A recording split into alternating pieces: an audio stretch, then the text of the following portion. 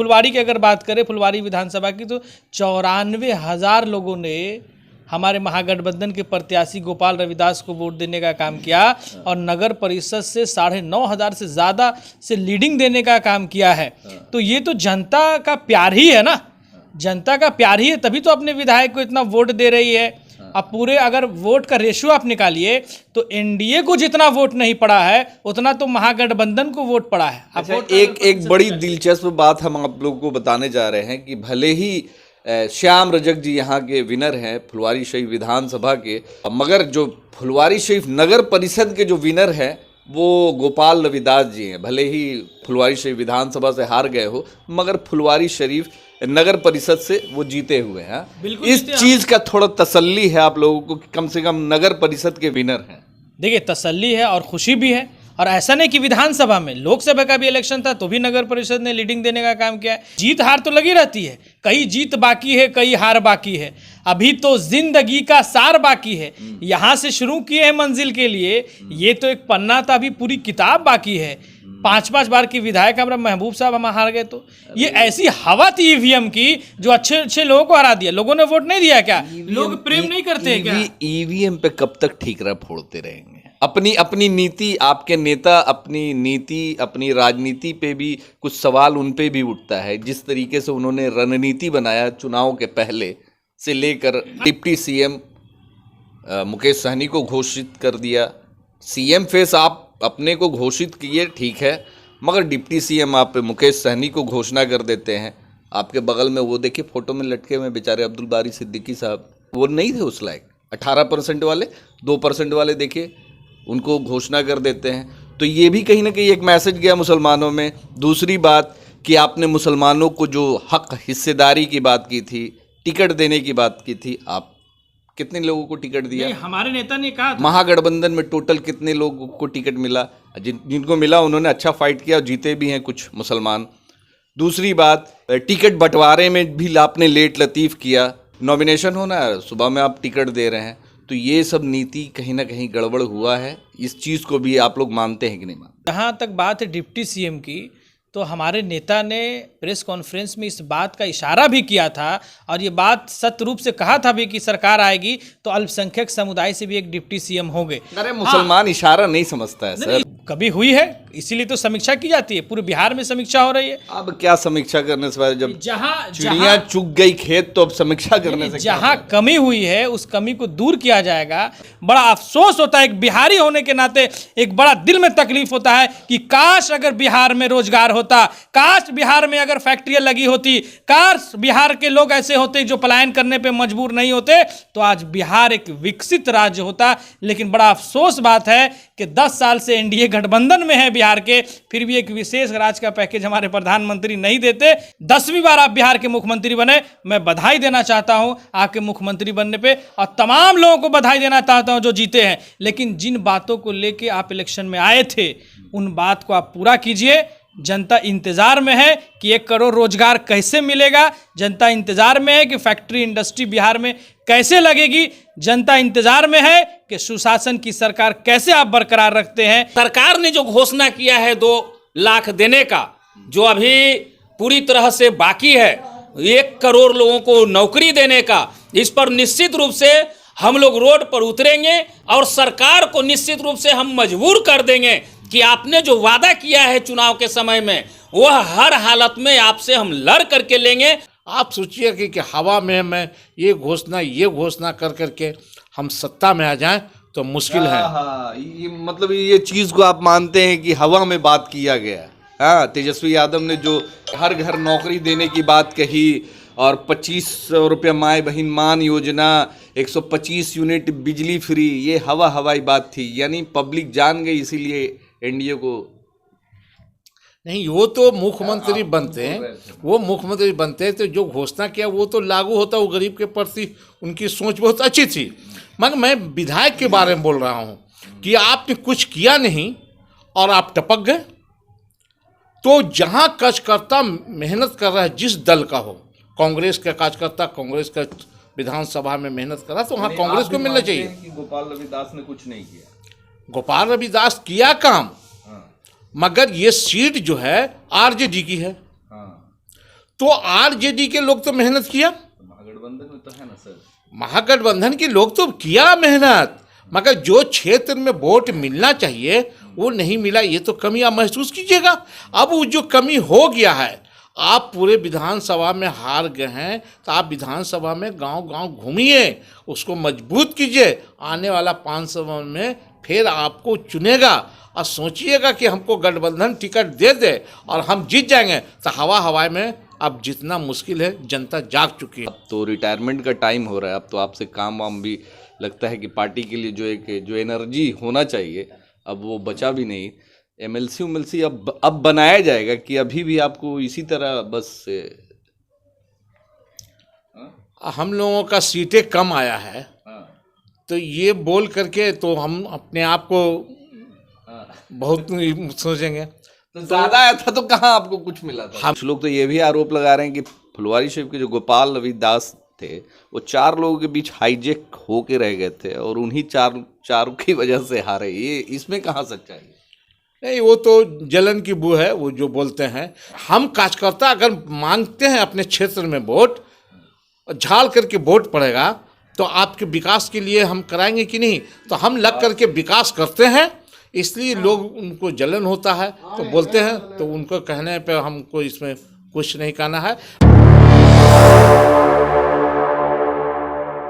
बिहार विधानसभा चुनाव के नतीजे आए, एनडीए को प्रचंड बहुमत मिला। राजद जो कि एक खुशफहमी में थी कि इस बार हमारी महागठबंधन की सरकार बनेगी, इस बार का जो आंकड़ा है वो लगभग 120 से लेकर 140 का रहेगा, मगर जो आंकड़े आए 200 पार, यानी एनडीए जो जिस तरीके से 200 पार का जो नारा जो शायद दे रही थी वो सच में साबित हुआ और एनडीए की सरकार बनी। अब जिसको लेकर खासकर जो विपक्षी पार्टी है, विपक्षी दल है, महागठबंधन की बात कर ले तो सदमे का माहौल है। समीक्षा पे समीक्षा हो रहा है। राजद महागठबंधन में बड़े से बड़े नेता समीक्षा कर चुके हैं। अब प्रखंड लेवल और पंचायत लेवल और नगर परिषद लेवल पे भी इसकी समीक्षा की जा रही है कि किस तरीके से पार्टी हारी, क्यों हारी, क्या ऐसी कमी रह गई, महागठबंधन के कैंडिडेट में कमी रह गई, या फिर एनडीए के जो लुभावने जो दावे 10,000 वाला जो फॉर्मूला था वो काम कर गया। बात करेंगे यहाँ पे राजद के कद्दावर नेता हैं फुलवारी शरीफ के, राजद के वरिष्ठ नेता कौसर खान साहब हैं, सीपीआईएमएल के गुरुदेव दास हैं और युवा नेता और उपाध्यक्ष राजद के आफ्ताब आलम हैं, गोल्डन साहब हैं, जिन्होंने काफ़ी मेहनत किया। प्रखंड लेवल पे जिस तरीके से कार्यकर्ता जो करते हैं, जो बड़े नेता तो करते ही हैं मगर उनसे ज़्यादा, कहीं ज़्यादा मेहनत ऐसे लोग करते हैं। बूथ स्तर तक लोगों को पहुंचाना, वोट दिलवाना, कन्विंस करना, ये इन लोगों का काम है और आज बेचारे उदास बैठे हुए हैं। खैर, समीक्षा हो चुकी है, हम बात करेंगे कैसे हार हो गई इस बार। हार का वजह यही रहा कि ऐन टाइम पर महिलाओं को 10,000 रुपये, जो चुनाव आचार संहिता के खिलाफ है, चुनाव आचार संहिता में 10,000 रुपये का परिलोभन देकर, और वो भी सरकारी खजाने से पैसा दिया गया और इसका चुनाव आयोग कोई संज्ञान नहीं लिया और चुनाव आयोग आंख बंद कर एक पार्टी और एक गठबंधन विशेष लोगों का मदद करते रहा। अरे तो ये चीज़ आप लोगों को चुनाव के बाद ही क्यों नजर आया? चुनाव के पहले भी आप लोग इस पे दावा ठोक सकते थे कि ये आचार संहिता का उल्लंघन है। ये जो बैठ जाते धरना प्रदर्शन करते, जिस तरीके से आप लोग हर चीज़ के लिए आंदोलन करते हैं, तो ये आप लोग चुनाव के बाद इस तरीके से एक लेकर बैठ गए। हमारे शीर्ष नेता जो हैं आवाज़ उठाते रहे, बोलते रहे, हमारे तमाम गठबंधन के लोग बोलते रहे, मगर इसका कोई भी संज्ञान भारत निर्वाचन आयोग ने नहीं लिया, ना राज्य निर्वाचन आयोग ने लिया। और वो 10,006 तारीख के रात तक जाता रहा महिलाओं के खाता में। सवेर में वोट पड़ना है, 5 तारीख के रात तक पैसा जाते रहा। ये साइड इफेक्ट हुआ और महिलाओं को महिलाओं का दिल सॉफ्ट होता है, उनको कुछ मिल जाता है तो उनको लगता है कि यही मेरा हितैषी है। बात है सुना, हम लोग बोल रहे थे कि देंगे और उन्होंने दे दिया, 20 वर्ष में तो उन्होंने कुछ ना दिया, मगर एन टाइम पर भी माने 20 सालों में जब चुनाव का वक्त आया तो उन्होंने ये पैसा देकर सीधा सीधी महिलाओं को परिलोभन देकर महागठबंधन और बिहार के तमाम गरीब महिलाओं ने 10,000 पे वोट किया है। बिल्कुल हम उसी बिहार की सभी महिलाओं ने, जिनको जिनको 10,000 मिला सभी। जी हाँ, जो लोग को मिला, कितनी महिलाओं को नहीं मिला, खास के आप देख लीजिए, उन्होंने खिसिया के नहीं किया। जी, मुस्लिम कमेटी की महिला जो थी उनको बहुत कम पैसा मिला है, नहीं मिला, कहीं कहीं इक्का दुक्का 4 गो मिल गया, वो अलग बात है। जहाँ वो आक्रोश था, जहाँ महिलाएं आक्रोश में थी, उनको 10-10 हज़ार रुपया देके उनके आक्रोश को खत्म किया गया। ये तो रही महिलाओं की बात, अब करेंगे युवाओं की बात। आपके नेता तेजस्वी प्रसाद यादव जो लगातार हर घर नौकरी, युवाओं की बेरोजगारी की बात कर रहे थे, पलायन रोकने की बात कर रहे थे, हर घर नौकरी देने की बात कर रहे थे, सुपर डुपर फ्लॉप रहा। क्यों युवाओं को क्यों नहीं भाया ये हर घर नौकरी? लोगों ने फिर वही 25 से 30, फिर से नीतीश। ये लोभ दे करके और जनता को भ्रमित कर करके, और ये जीत जनादेश का तो सम्मान करता हूँ, जनादेश का सम्मान करना भी चाहिए, लेकिन ये जीत ईवीएम की जीत है। ये ईवीएम की लहर ने तमाम बिहार के महागठबंधन के नेताओं को हराने का काम किया। और जहाँ तक हमारे नेता तेजस्वी यादव की बात है, तो ऐतिहासिक गांधी मैदान गवाह है कि 5 लाख से ज़्यादा ये नौकरी देने का अगर किसी ने काम किया, उसका नाम तेजस्वी यादव है। और आज वोट पड़ा है, तभी तो फुलवारी की अगर बात करें, फुलवारी विधानसभा की, तो 94,000 लोगों ने हमारे महागठबंधन के प्रत्याशी गोपाल रविदास को वोट देने का काम किया, और नगर परिषद से 9,500 से ज़्यादा से लीडिंग देने का काम किया है। तो ये तो जनता का प्यार ही है ना, जनता का प्यार ही है, तभी तो अपने विधायक को इतना वोट दे रही है। अब पूरे अगर वोट का रेशियो आप निकालिए तो एनडीए को जितना वोट नहीं पड़ा है, उतना तो महागठबंधन को वोट पड़ा है। अच्छा, एक बड़ी दिलचस्प बात हम आप लोगों को बताने जा रहे हैं कि भले ही श्याम रजक जी यहाँ के विनर हैं फुलवारी शरीफ विधानसभा के, मगर जो फुलवारी शरीफ नगर परिषद के जो विनर हैं वो गोपाल रविदास जी हैं। भले ही फुलवारी शरीफ विधानसभा से हार गए हो, मगर फुलवारी शरीफ नगर परिषद से वो जीते हुए हैं। इस चीज़ का थोड़ा तसल्ली है आप लोगों को कि कम से कम नगर परिषद के विनर हैं। देखिए, तसल्ली है और खुशी भी है। और ऐसा नहीं कि विधानसभा में, लोकसभा का भी इलेक्शन था तो भी नगर परिषद ने लीडिंग देने का काम किया है। नगर परिषद की जनता हमेशा महागठबंधन के साथ रही है, हमेशा लालू यादव और तेजस्वी यादव के साथ रही है, हमेशा ऐसे सरकार के साथ रही है जो गरीबों मजलूमों का आवाज़ उठाने का काम करती है, हमेशा वैसे लोगों का साथ देने का काम किया है। और जीत हार तो लगी रहती है, कई जीत बाकी है, कई हार बाकी है, अभी तो जिंदगी का सार बाकी है। यहाँ से शुरू किए हैं मंजिल के लिए, ये तो एक पन्ना था, अभी पूरी किताब बाकी है।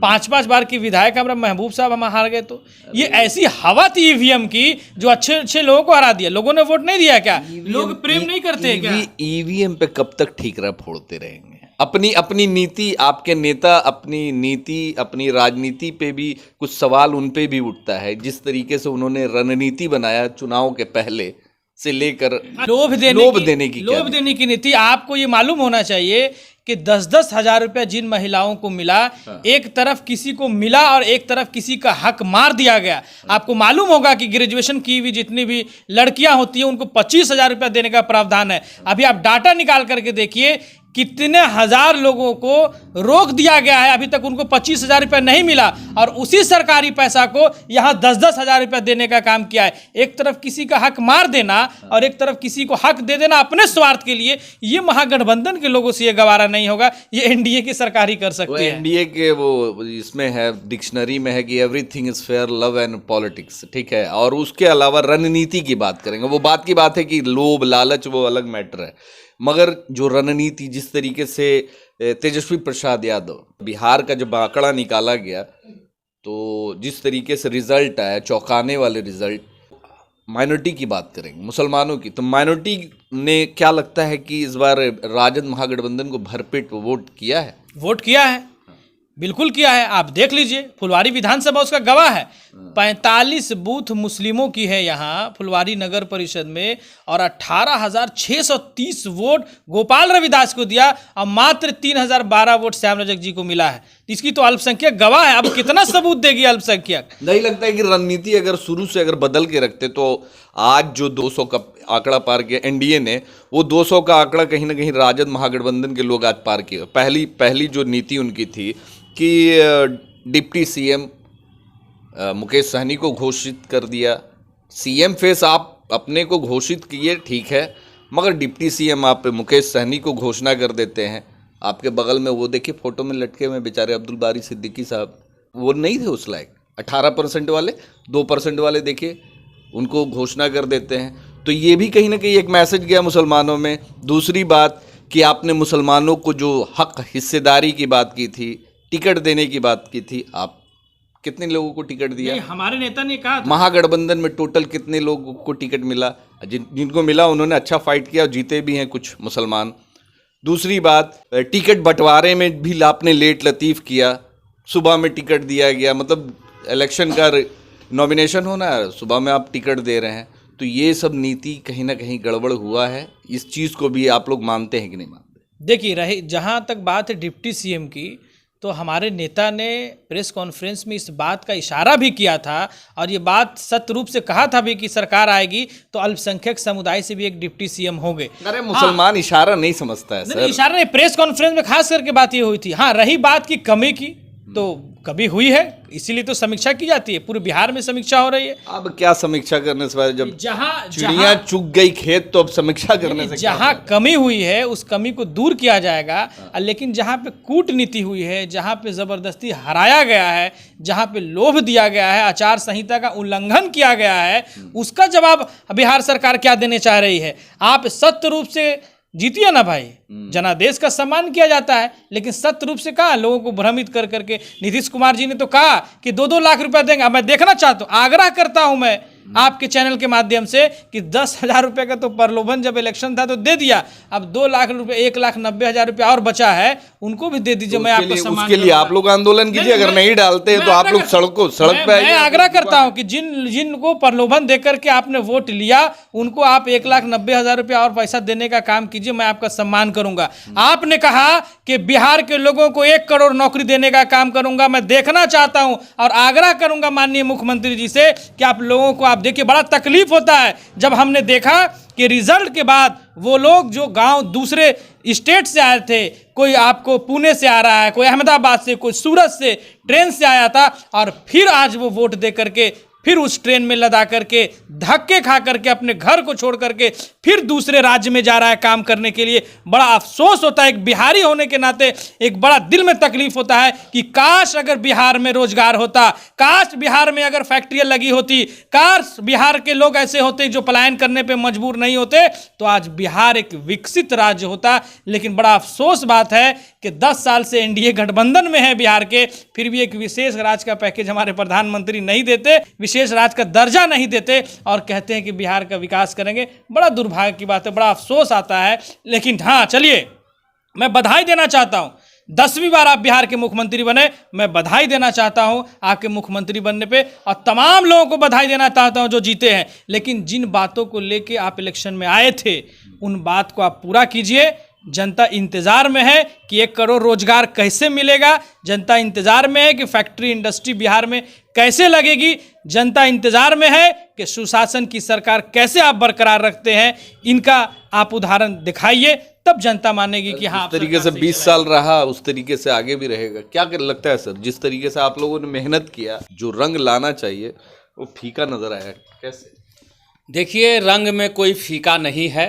भले ही सीट के मामले में अगर जो गणना कीजिएगा तो ज़रूर हम सीट के मामले में नहीं हासिल किया है, लेकिन अगर जो देखिएगा तो सीधा सीधी सरकार के जरिए सरकारी धन का दुरुपयोग किया गया।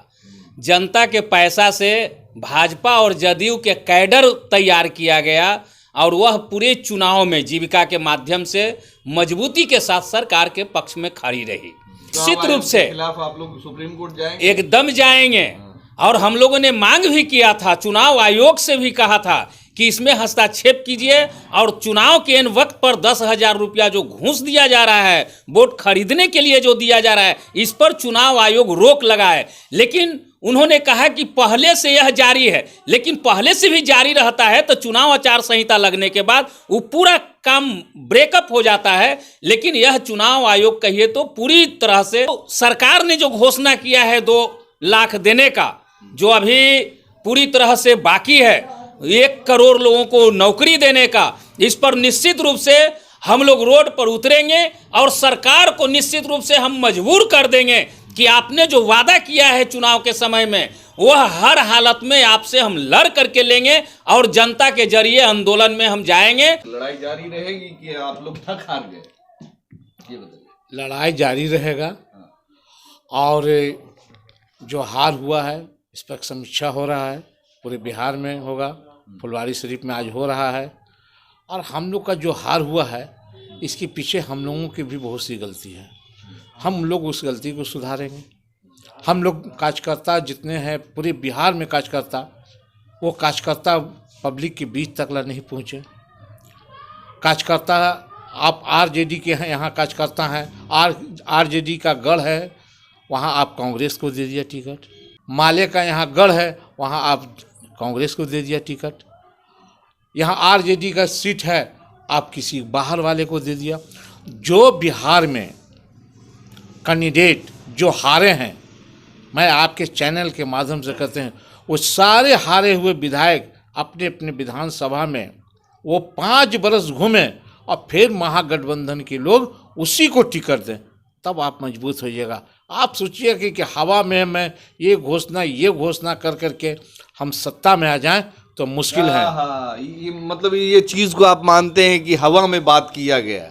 हाँ, तेजस्वी यादव ने जो हर घर नौकरी देने की बात कही और 2500 रुपया माए बहन मान योजना, 125 यूनिट बिजली फ्री, ये हवाई बात थी, यानी पब्लिक जान गई, इसीलिए एनडीए को नहीं। वो तो मुख्यमंत्री बनते हैं, वो मुख्यमंत्री बनते हैं तो जो घोषणा किया वो तो लागू होता। वो गरीब के प्रति उनकी सोच बहुत अच्छी थी। मगर मैं विधायक के बारे में बोल रहा हूँ कि आपने कुछ किया नहीं और आप टपक गए।